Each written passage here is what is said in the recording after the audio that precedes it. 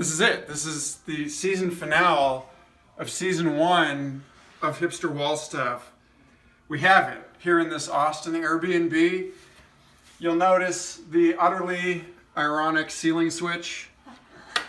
Presumably that's an attic light, but why is it not in the attic? Nothing's happening, y'all. Either way, that's contrary to expectation, ironic in a fully postmodern sense.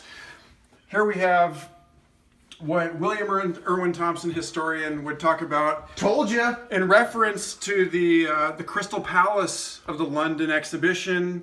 Word for word.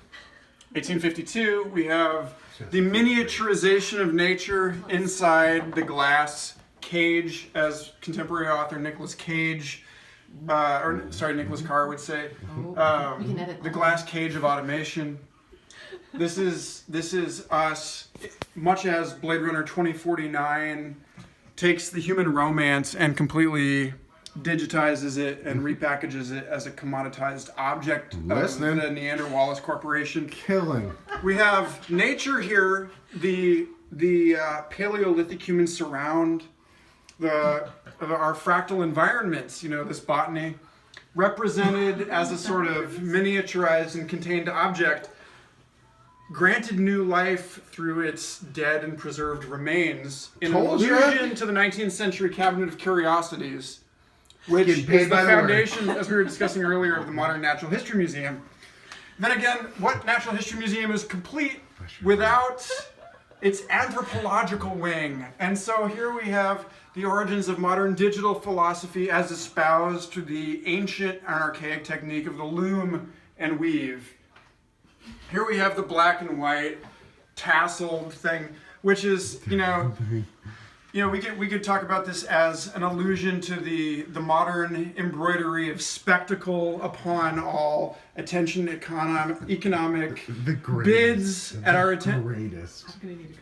This here is, or could be, Native American breastplate. Among its many statements, right? Like let's not marginalize and exclude, but it is clearly among its many possible multiple interpretations a hearkening back to that retro-romantic phase. Was just gonna say that. Of the early archaic and magical imaginal phases of human consciousness, where everything truly was as simple as this black and white grid of clearly a sort of like Brian Eno static, bug as feature kind of glitch becomes format of new medium, old medium. You're paying him, right? This is the weave as computer here. And it's possible, although unlikely, it's possible that what we have here is a Turing-complete system that's actually capable of some sort of primitive artificial intelligence. So, really, in this one wall, you have it all. You have the entire movement from the pre-modern to the modern to the postmodern. You have the inclusion, the transcendence and inclusion of the natural world. The distancing from and then the recognition of the Earth Mother, like first control in an attempt to control, and then in a resumed acknowledgement and subservience to. Told ya.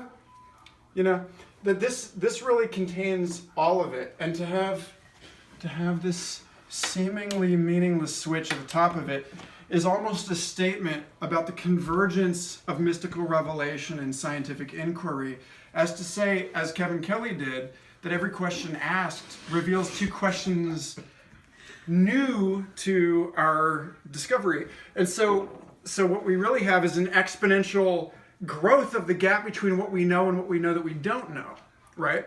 And so this switch here at the top speaks to the scientific mission of control